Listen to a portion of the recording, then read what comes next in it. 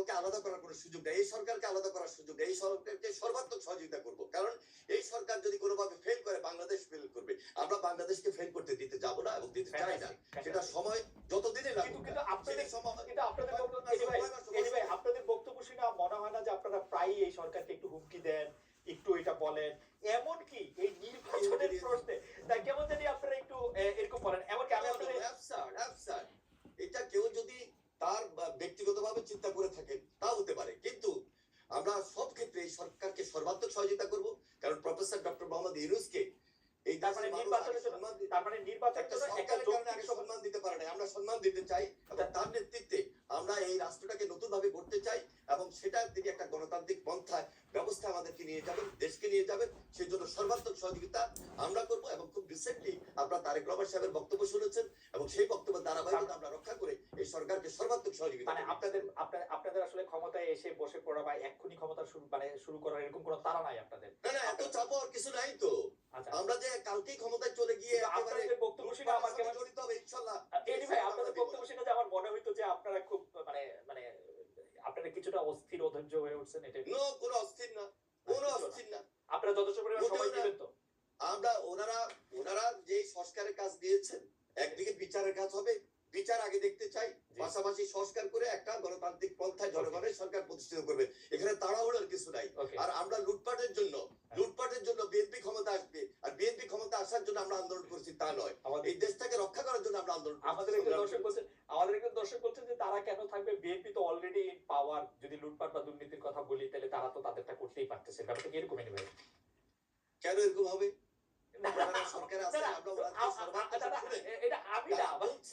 যারা বলছে এরা বিগত ধারাবাহিকতার কথা বলছে, ইনশাল্লাহ বিগত ধারাবাহিকতা। আর এখন যদি বিএনপি আন্দোলনের মধ্য দিয়ে এই দেশে গণতান্ত্রিক পন্থায় জনগণের সরকার প্রতিষ্ঠিত হয়, বিএনপি তখন বলেছে যে আমরা এই 31 দফার ভিত্তিতে আমরা দেশ পরিচালনা করব।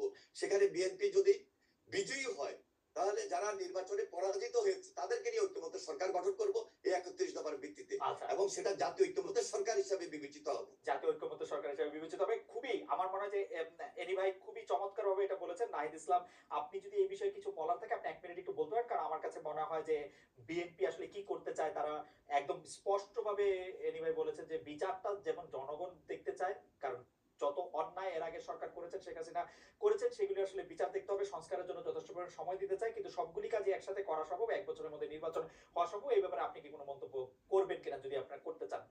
সর্বোচ্চ সহযোগিতা করতে এনি ভাইরা রাজি আছেন, এরকম একটা কথা বললেন। না, অবশ্যই আমরাও সেই সহযোগিতা চাই এবং রাজনৈতিক দলগুলোর সহযোগিতা ছাড়া আসলে এই সরকারকে ফাংশন করানো সম্ভব নয়। এবং এই সরকার কিন্তু অভ্যুত্থানের সমর্থনে গড়ে উঠেছে এবং এই অভ্যুত্থানে যেহেতু একটা জাতীয় ঐক্যমত্য তৈরি হয়েছে, সকল রাজনৈতিক দলগুলা এবং ছাত্র জনতার অংশগ্রহণ ছিল, ফলে এই সরকার কিন্তু সবাইকে প্রতিনিধিত্ব করে। এই জন্য আমি এর আগেও যেটা বলেছি যে কোনো জাতীয় সিদ্ধান্তের জন্য আমরা কিন্তু এই রাজনৈতিক দলগুলো এবং ছাত্র জনতার ঐক্যমত্যের ভিত্তিতেই দেশ পরিচালনা করতে চাই। নির্বাচনের মেয়াদে এনি ভাইও প্রায় একই রকম কথাই বলেছেন। কিন্তু জনাব ইসলাম, সম্প্রতি আপনার একজন সতীর্থ, একজন সমন্বয়ক নিজেকে ঢাকা বিশ্ববিদ্যালয়ের শিবির সভাপতি ঘোষণা করেছেন। তার এই পরিচয় কি আপনি আগে থেকেই জানতেন? এরপর থেকে আলোচনা আছে যে 152 জন সমন্বয়কের মধ্যে 108 জন শিবিরের। অনেকে জানতে চাইছেন সমন্বয়কদের প্রকৃত সংখ্যা কত, তাতে কতজন শিবির নেতা রয়েছেন, অন্যান্য রাজনৈতিক ছাত্র সংগঠনের কেউ কি রয়েছেন আসলে, নাকি শিবির এবং কোন ছাত্র সংগঠন সেই অর্থে করেন না এরকম লোকই বেশি? দেখুন, আমরা যখন এই আন্দোলনটা গড়ে তুলেছিলাম এবং আমরা কিন্তু এই আন্দোলনে কেউ রাজনৈতিক পরিচয়কে সামনে এনে এই আন্দোলনটি করিনি। সবার রাজনৈতিক পরিচয়টি এক করতে সরিয়ে আমরা দল মত পরিচয় ভুলে গিয়ে এই আন্দোলনটা করেছি। ফলে এখানে কে শিবির, কে ছাত্র দল, কে কোন সংগঠন করে এটা কিন্তু বিবেচনা হয়নি। এখন একটা পরিস্থিতিতে কেউ যদি তার নিজের সংগঠন, নিজের রাজনীতি করতে চায়, সেই সুযোগ কিন্তু আছে। ইভেন আমি যে নিজে যে ছাত্র সংগঠনের সাথে জড়িত ছিলাম, ছাত্র শক্তি, গণতান্ত্রিক ছাত্র শক্তি, তার নামও কিন্তু আমরা এই অভ্যুত্থানের আগে বা পরে কোথাও কিন্তু উল্লেখ করিনি। কারণ আমরা মনে করি এই আন্দোলনটি একটা ঐক্যমত্যের ভিত্তিতে সাধারণ শিক্ষার্থীর জায়গা থেকে মূলত এই আন্দোলনটি শুরু হয়েছে, পরিচালনা হয়েছে এবং সম্পন্ন হয়েছে। নাহিদ ইসলাম, বৈষম্য বিরোধী আপনি বললেন বলে এই প্রশ্নটি একটু করতে হচ্ছে আমার। বৈষম্য বিরোধী ছাত্র আন্দোলনের সামনের সারিতে থাকা আপনারা কয়েকজন, বিশেষ করে আপনি এবং অবশ্যই আক্তার সাহেব, তারা গণতান্ত্রিক ছাত্র শক্তির নেতা ছিলেন। সম্প্রতি আপনাদের এই সংগঠন স্থগিত করা হয়েছে, এর কারণ আসলে কি? ডক্টর ইউনূসের 2.5 মাসের দল নাগরিক শক্তির সাথে এর সম্পর্ক রয়েছে কি? না, ডক্টর মোহাম্মদ ইউনূসের দলের সাথে এটার কোনো সম্পর্ক নাই। আমরা এই দলের নামও জানতাম না। ছাত্র শক্তি নামে 60-এর দশকেও একটা ছাত্র সংগঠন ছিল আসলে। তো আমরা সেটার সাথে এটা সম্পর্ক নেই, এবং এই সংগঠনটি আমরা স্থগিত করা হয়েছে কারণ যেহেতু এই সংগঠনের প্রধান নেতৃত্ব যারা আক্তার হোসেন, তিনি নাগরিক কমিটিতে এখন কাজ করছেন, এবং আমি এবং আসিফ মাহমুদ সরকারে কাজ করছি। ফলে নেতৃত্ব ছাড়া এই সংগঠনটি কিন্তু এখন রান করতে পারছে না। ফলে এই কারণে কমিটিটি স্থগিত করা হয়েছে, এবং ছাত্র রাজনীতি নিয়ে যেহেতু একটি আলোচনা চলছে, সংস্কারের কথা চলছে, তো সেই পরিবর্তিত পরিস্থিতি অনুযায়ী আমরা সামনের সিদ্ধান্তটি হয়তো নিবে, এবং যারা এখন মাঠে আছে ছাত্র শক্তিতে কাজ করছে তারাই মূলত ছাত্র শক্তির বিষয়ে চূড়ান্ত সিদ্ধান্ত নিবে। আচ্ছা, আপনার রাজনৈতিক ভবিষ্যৎ এবং ব্যক্তিগত ভবিষ্যৎ নিয়ে আমরা একটু জানতে চাইবো, এবং সেটা আপনি আসলে কিরকম দেখতে চান সেটা আমরা জানতে চাইবো। তার আগে একটু এনিমের কাছে জানতে চাই যে এনিমে, আপনাদের দীর্ঘদিনের জোট এবং যুগপত নেতা, যুগপত আন্দোলনের সঙ্গী জামায়াতের সঙ্গে আগের সখ্য আর আপনাদের নাই। অন্তর্বর্তী সরকারের সঙ্গে তাদের ঘনিষ্ঠতা নিয়ে বিএনপি শীর্ষ পর্যায় থেকেও এক ধরনের বিরক্তি আমরা দেখেছি। সরকারি প্রতিষ্ঠান, বিশ্ববিদ্যালয়ে বিভিন্ন নিয়োগের ক্ষেত্রে জামায়াত আপনাদের থেকে একটু এগিয়ে থাকছে বলে মনে হয়। আপনার কাছে কি মনে হয় যে এই সরকার আসলে জামায়াতকে আপনাদের থেকে বেশি গুরুত্ব দিচ্ছে, বা এই সরকার একটু চাচ্ছে যে জামায়াত ক্ষমতায় আসুক, আপনাদের থেকে বেশি গুরুত্ব পাক? আসলে আমরা এইগুলা মোটেও মনে করি না, কারণ আমরা কি করছি কি করব এটা হলো আমাদের নেক্সট স্টেপ। আর আপনি যেটা বলছেন, জামাতের সঙ্গে আমরা এখানে কোনো মানে একটা আলাদা কম্পিটিশন গড়ে তুলছি না। জামাতের একটা আদর্শ ভিত্তিক রাজনীতি আছে, আমাদের বিএনপির একটা আদর্শ ভিত্তিক রাজনীতি, যার যার রাজনীতি শেষে করছে।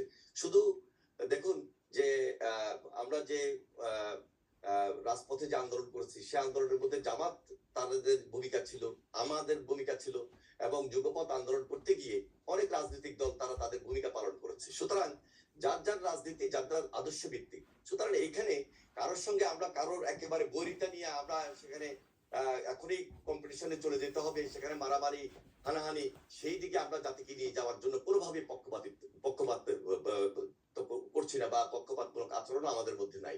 আমাদের একটাই টার্গেট, এই ফ্যাসিবাদের বিরুদ্ধে আমরা লড়াই করেছি, সংগ্রাম করেছি। যে কথাটা একটু আগে নাইন সাহেব বললেন যে আমাদের টার্গেট হলো আন্দোলনের ফসল। আমরা সবাই মিলে যুগপৎ আন্দোলন করেছি, সবাই মিলে আন্দোলন করেছি, আন্দোলনে আমরা কাঙ্ক্ষিত লক্ষ্যে পৌঁছেছি। এখন আমাদের দেশ গঠন আন্দোলন, দেশটাকে সুন্দর করব, ভবিষ্যৎ বাংলাদেশ কিভাবে হবে সেটার জন্য আমাদের করণীয় কি কি হওয়া উচিত সেটা আমরা বিবেচনা করছি, সেই ধাপে আমরা কাজ করছি। এবং আমাদের পার্টি আমরা সবচেয়ে বেশি, আপনারা লক্ষ্য করেছেন যে এই সরকারকে সহযোগিতা করার জন্য এবং ভবিষ্যৎ বাংলাদেশ গড়ে তোলার জন্য আমরা সেই কাজটুকু করছি ইনশাআল্লাহ। কিন্তু আপনারা কি এটা ফিল করতেছেন যে সরকারের সাথে আপনাদের সম্পর্ক থেকে জামায়াতের সম্পর্ক একটু বেশি গভীর? বিশ্ববিদ্যালয়গুলিতে নিয়োগের পজিশনগুলিতে মানে বিটিভি থেকে শুরু করে বিশ্ববিদ্যালয়ের সব জায়গায় আপনারা নাই, মুখ্য নয়, জামায়াত ইসলামী আছে। মুখ্য নয় তারা। আমার মনে হয় এগুলো খুব মুখ্য না, কে কোথায় আছে। কথা হলো যে অ্যান্টি আওয়ামী লীগ, রাইট, যেখানে অ্যান্টি আওয়ামী লীগ সেখানে এই যে হ্যাঁ Okay. যেখানে অ্যান্টি আওয়ামী লীগ হ্যাঁ। আজকে যারা দেশের বাবুর্তি ক্ষুণ্ণ করেছে, দেশকে ধ্বংস করে দিয়েছে, তাদের বিরুদ্ধে এই জাতি ঐক্যবদ্ধভাবে লড়াই করেছে, সংগ্রাম করেছে, এবং ভবিষ্যতে এই দেশটাকে আমরা সুন্দর বাংলাদেশ গড়ার জন্য সবার সহযোগিতা কামনা করছি, এবং সবাইকে নিয়ে আমরা ফ্যাসিবাদ বিরোধী। কিন্তু আপনারা চান না এই প্ল্যাটফর্মটার নেতৃত্বে বিএনপি থাকুক, এই প্ল্যাটফর্মটার নেতৃত্বে কখনো নাহিদ ইসলামকে, জনগণ নির্ধারণ কখনো নাহিদ ইসলামকে, কখনো শফিকুর রহমানকে দেখা যাচ্ছে। এটা আপনাদের জন্য একটু বেদনাদায়ক কাজ করি, একটু বেদনাদায়ক। কখনো ছাত্ররা, কখনো জামায়াত। বিএনপির পলিটিক্স, খালেদা জিয়ার নেতৃত্ব, তারেক রহমানের নেতৃত্ব যদি সবার সামনে খুব স্পষ্ট ভাবে সবাইকে আকৃষ্ট করতে পারে, তাহলে অবশ্যই আমাদের নেতৃত্ব জনগণ কিন্তু এই আমাদের সাথে বসাবে। কিন্তু এই সরকার পতনে তো তারেক রহমানের ভূমিকা জিরো, কেউ কেউ বলছেন। আমি তারেক রহমান যদি না এখন তো আপনি বললেন, আর কেউ কেউ বলছে হয়তো আপনাকে বলেছেন, কিন্তু আমাদেরকে বলেন নাই, আমাদেরকে বলেন নাই। বরং এই কথা বলেছেন যে তারেক রহমান বিদেশে বসেও, যেখানে দেশনেত্রী বেগম খালেদা জিয়া এত অসুস্থ ছিলেন, তার মধ্যে দেশের তারেক রহমান বিএনপির ভারপ্রাপ্ত চেয়ারম্যান হিসেবে দায়িত্ব নেওয়ার পর তিনি আমাদের ওয়ার্ড লেভেল, ইউনিয়ন লেভেল, থানা লেভেল, উপজেলা লেভেল, আমাদের কেন্দ্র এবং জেলা লেভেলে যেভাবে দলকে ঐক্যবদ্ধ করেছেন এবং জাতিকে, সকল রাজনৈতিক দলকে ঐক্যবদ্ধ করেছেন, সে আন্দোলনের ফসল হিসাবে আমাদের ছাত্র ভাইরা যখন কাঙ্ক্ষিত লক্ষ্যে পৌঁছার জন্য এগিয়ে গিয়েছেন, সেখানে তারেক রহমানের নেতৃত্বে তিনি সমর্থন দিয়েছেন। এবং পরবর্তীতে সর্বশেষ যখন শহীদ মিনারে আমাদের ছাত্র ভাইরা যখন আহ্বান জানিয়েছে সকল রাজনৈতিক দলকে, তখন তার নেতৃত্বে এই বিএনপি স্ট্যান্ডিং কমিটির অনেক নেতৃবৃন্দ জেলে ছিলেন, আমরা অনেকেই জেলে ছিলাম, কিন্তু তিনি দেশের বাইরে বসেও যেভাবে নেতৃত্ব দিয়েছেন, সেই নেতৃত্বের ফসল হিসাবে আজকে সবাই মিলে ঐক্যবদ্ধ বাংলাদেশ। আপনাকে ধন্যবাদ। আমি একটু জনাব নাহিদ ইসলাম, আপনার কাছে প্রশ্নে যাওয়ার আগে আমাদের দর্শকদের মধ্যে একটা বড় অংশ যে মানে যে বিষয়টি আমার মাধ্যমে আপনার কাছে উপস্থাপিত করতে বলেছেন সেই দুটি বিষয় আগে একটু বলে রাখি। 43তম বিসিএস এর পাস করার পরও তাদের গেজেট নোটিফিকেশন কেন হয় নাই, সেটি আপনার একটু আমলে আছে কিনা এবং সেটি নিয়ে আপনি কোনো কিছু করছেন কিনা সেই ব্যাপারে তারা একটু জানতে চেয়েছেন। আরেকটি বিষয় জানতে চেয়েছেন যে তারা বয়স সীমা, সরকারি চাকরির বয়স সীমা 35 বছর বয়স পর্যন্ত হবে কিনা, সেটি আপনারা কিভাবে করবেন সেটি জানতে চেয়েছেন। আর আমার প্রশ্নটিও করে রাখি, আপনি আমাদের অনেকগুলি প্রশ্ন রয়েছে, শুধু আপনি যদি খুব না এই দুটো যদি আপনি জবাব দেন তারপর আমি মানে আপনার মতামত বলেন তারপর আমি প্রশ্নটি করি, কারণ এই প্রশ্নটি আবার এনিওয়ের বক্তব্যের সাথে লিঙ্ক। জি। না, এখানে হচ্ছে প্রশাসন তো সংস্কারের কমিশন হয়েছে, বয়স সীমার বিষয়টাও আলোচনা হচ্ছে এবং দ্রুত সময়ের মধ্যেই পিএসসি তে পিএসসির সাথেও আমাদের আলোচনা হচ্ছে, যাতে এই যে নিয়োগ পরীক্ষা শুধু বিসিএস না অনেকগুলো পরীক্ষা স্থগিত আছে, সেই পরীক্ষাগুলো যাতে দ্রুত দেওয়ার ব্যবস্থা করা যায় সে বিষয়ে আমরা কাজ করছি। আশা করি খুব দ্রুত সময়ের মধ্যেই সেটি নিয়োগ পরীক্ষাগুলো হবে। ওকে। আর প্রশ্নটি হচ্ছে যে এক দফা সরকার পতন আন্দোলনের আগে আপনাদের যে 9 দফা দাবি ছিল তাতে দলীয় লেজুর ভিত্তিক ছাত্র রাজনীতি নিষিদ্ধের দাবি ছিল আপনাদের, কিন্তু অনেক ক্ষেত্রে সেটি দলীয় লেজুর ভিত্তিক ছাত্র রাজনীতি না হয়ে গোটা ছাত্র রাজনীতি নিষিদ্ধের দিকে আপনারা যাচ্ছেন, এটি একটা কথা। আরেকটি কথা হচ্ছে যে উপাচার্যদের সরিয়ে দেওয়া হয়েছে, বড় পদগুলিতে নতুন নিয়োগ হয়েছে, 2-3 মাস বন্ধ থাকার পরে ক্লাসও শুরু হয়েছে, কিন্তু ছাত্রলীগের যারা নেতাকর্মী আছেন তাদের লেখাপড়ার কি হবে? আপনারা তারা তো ক্যাম্পাসে ফিরতে পারছে না, রাজশাহীতে জাহাঙ্গীরনগর বিশ্ববিদ্যালয়ে তাদেরকে পিটিয়ে মারা ঘটনা ঘটেছে, তাদের আসলে ভবিষ্যৎ কি হবে? এই দুটি ব্যাপারটা যদি একটু বলেন। আরেকবার একটু যদি বলতেন। মানে একটা তো হচ্ছে যে 9 দফার একটা দফা ছিল যে আচ্ছা, হ্যাঁ, ছাত্র রাজনীতি। হ্যাঁ, ছাত্র ওকে, ওকে, রাজনীতি থেকে বুঝতে দলীয় লেজুভিত্তি মুক্ত করবে, দেখুন কিন্তু এখন দেখা যাচ্ছে যে ছাত্র রাজনীতি জি, বাদ দেওয়ার বুঝতে জি। দেখুন, ছাত্র রাজনীতি নিষিদ্ধের কথা কিন্তু মানে আমরা বলছি না, বা বৈষম্যবিরোধী ছাত্র আন্দোলন থেকেও বলা হচ্ছে না সরাসরি। মূলত সাধারণ শিক্ষার্থীদের জায়গা থেকে এটি আসছে। এটা আসছে কেন এটাও আমাদের একটু বুঝতে হবে যে আমাদের কিন্তু শিক্ষার্থীদের একটা দীর্ঘদিনের ট্রমা রয়েছে, যে একটা ক্ষমতায় সরকার যায় এবং তার ছাত্র সংগঠন সেখানে ক্ষমতা চর্চা করে, দখলদারিত্ব করে এবং শিক্ষার্থীদের উপর নির্যাতন করে। এখন সামনে আমরা এখানে এখন না হলে অন্তর্বর্তীকালীন সরকার, কিন্তু সামনে যদি একটা রাজনৈতিক দল ক্ষমতায় আসে, তার ছাত্র সংগঠন যে একই কাজ করবে না সেই নিশ্চয়তাটা শিক্ষার্থীরা চাচ্ছে এবং সেই ট্রমা থেকে কিন্তু স্যার এই কথাটা বলছে। কিন্তু আমরা মনে করি যে এটি কোনো সমাধান নয়, ছাত্র রাজনীতি অবশ্যই থাকতে হবে। সেক্ষেত্রে দলীয় লেজুর ভিত্তি মুক্ত করে স্বাধীনভাবে ছাত্রদেরকে কাজ করতে দিতে হবে, রাজনৈতিক চর্চা করার সুযোগ দিতে হবে। আর ছাত্রলীগের ছাত্রদের ক্যাম্পাসে ফেরা বা তারা তাদের জীবনের নিরাপত্তা, শিক্ষা জীবনের নিরাপত্তা সেটি সেক্ষেত্রে দেখেন, ছাত্রলীগের একটা বড় অংশ কিন্তু এই আন্দোলনের সময় আমাদের সাথে জড়িত হয়ে গেছে। আন্দোলনের শুরু থেকে, কোটা সংস্কারের সময় থেকে কিন্তু তারা আমাদের সাথে ছিল। এবং ছাত্রলীগের আসলে খুব কম একটা অংশ যারা আসলে চিহ্নিত সন্ত্রাসী, যারা আসলে বেশিরভাগই যারা অছাত্র অথবা সন্ত্রাসী কার্যক্রম করেছে ক্যাম্পাসগুলোতে, হলগুলোতে,